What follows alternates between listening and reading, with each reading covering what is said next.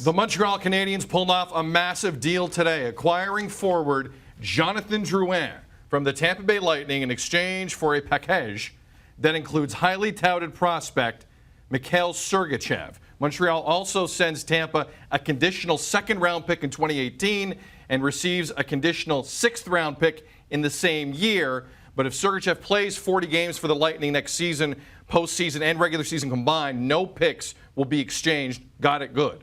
Sergachev was the Habs' first-round pick, 9th overall last year. The 18-year-old defenseman appeared in 4 games with Montreal last season. As you might remember, just won the Memorial Cup, with the Windsor Spitfires. Timmy, you've been saying the Habs for a long time need some scoring. Are you surprised they gave up this much, a 9th overall selection, Sergachev, to get that scoring? No, because they're going to have to give up something to get it all along. And in this conversation that we've had throughout, along with the Montreal Canadiens and Carey Price and PK Subban and all of the different iterations of what the Habs have been under Marc Bergevin, the one thing that everyone knew they needed more of was scoring. And they kept trying to nickel and dime their way. The Radulov move was creative. It got them a guy who could score goals, and it got it to them without having to give up a prospect, not having to give up their top prospect. But you knew if they were going to get legit scoring, they were going to have to pay for it. And not only did they pay for it with Mikhail Sergachev, we've also got some terms to a new deal with the RFA that was Johnathan Drouin. You knew if they were making the deal for the RFA, they probably were pretty close or thought they could get a deal done. Well, and to Tim's point earlier, you also knew they were close because Drouin was in Montreal today. Right. So the feeling was, okay, then they have a deal here. Yes, they do. Drouin, 6 years, $33 million agreement with the Montreal Canadiens. By my math, that is a $10.2 million cap hit per season. That is incorrect. Wow. That is what a move. It is for the Montreal. Now, this is going on live behind us, a press conference introducing Johnathan Drouin to the Habs media, the Habs faithful, and because we don't have our French translator in today. Who's got 2 thumbs and can do it? This guy. Can you say that in French, please? Que n'a pas 2 thumbs, mais pense mercredi.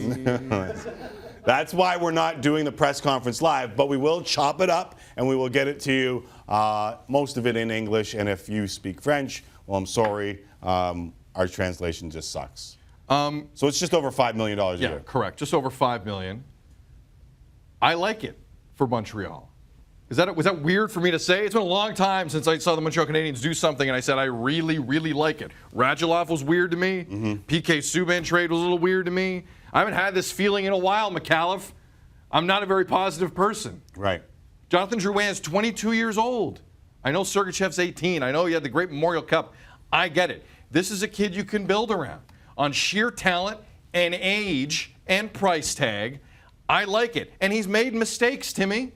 He's made mistakes. He's made a few. He's paid. For some reason, I couldn't think of the line. Thank you, Timmy. And he's paid for it. And I think he's learned. He had 21 goals a season ago, a little over 50 points in 70 games. He was a reason why Tampa still was in that discussion with all the injuries down the stretch to get into the postseason. Now, here's what worries me. You are from Quebec. Yeah. Family lives in Montreal.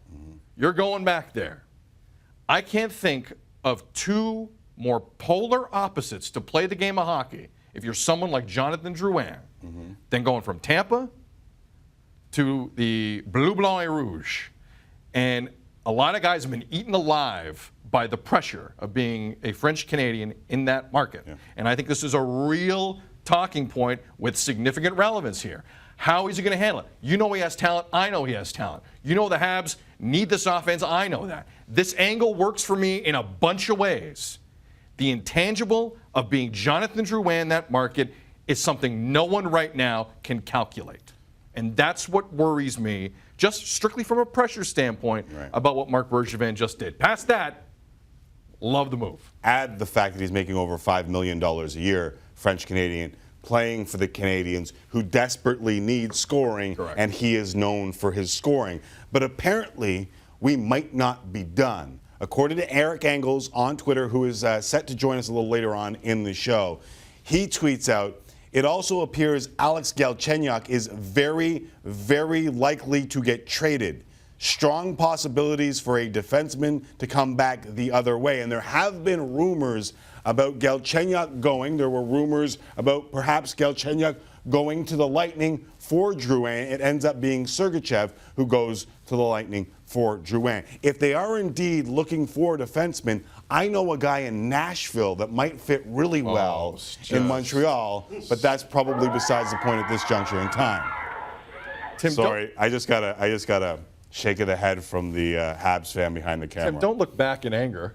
I heard her say. Is that? So Sally can wait on PK. All right. All right. Okay, hold on. We got some Hab fans in the room very quickly. You got thumbs up or thumbs down? Thumbs up? Thumbs up? Vinny's thumbs up? Seb's actually working for a change, so he can't use his hands. Anyway, I like it. I like it. And So you're right, here's the Timmy, other might deal. not be done. Might not be done. Here's the other deal. If it is, in fact, Galchenyuk going out, I understand simply this is a team that needs scoring and just got scoring. But if it is Galchenyuk going out, if it is a defenseman coming back, how in the good name of Andre Rasico have they addressed their need at center? They really They haven't, and in any way, unless they're going to give Johnathan Drouin a chance to play center, and there you can add more pressure to Johnathan Drouin walking into that market and trying to be that guy.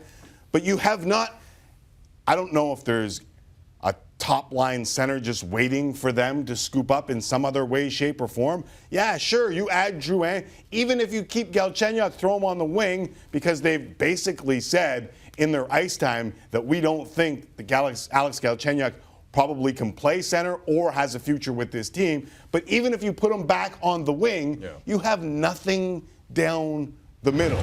And the one thing for me about this Montreal Canadiens team and about this move is that it's obvious to me that it's win now. What does it mean to Galchenyuk, and what does it mean to Radulov? But I think the beauty of having a 22-year-old Drouin is it's win now, and it's still, with Drouin, you got time. Don't kid yourself. You got time. This is all about Carey Price's prime years. That's what this is about. His contract is coming up. His contract is coming up. No, but it's his prime years. And if you learned anything from the playoffs this year, it's that you need depth. If you learned anything from PK Subban making people nervous by making some sort of run to the cup, it's about he was one of 4 really good defensemen. And he wasn't banked upon to do absolutely everything. And when you look at the way this roster is constructed in Montreal, I think this addition is to try and add scoring depth, because you can't just bank on 1 or 2 guys. If we've learned anything from the last few years in the NHL, it can't just be 1 or 2 guys. The money on this deal means Radulov's gone, right? To me, that's the Radulov money. Radulov is not necessarily. I think he's done. Well, then where's that money going to come from? Where are you going to free that up?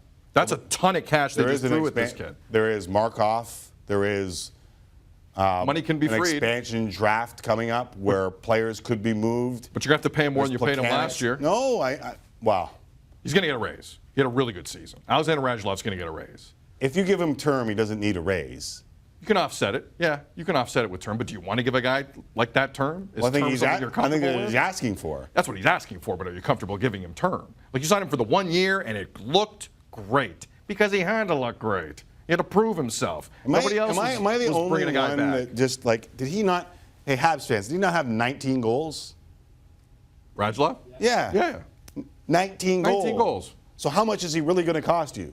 Well, but he's asking for exactly what you said, though. I know what he's asking for that. I know what he's asking for. I asked for a lot, too. I didn't get it. Well, you deserve it, damn it. Dagan, no. You, yes. I'm sorry. I stand corrected. He had 18 goals last year.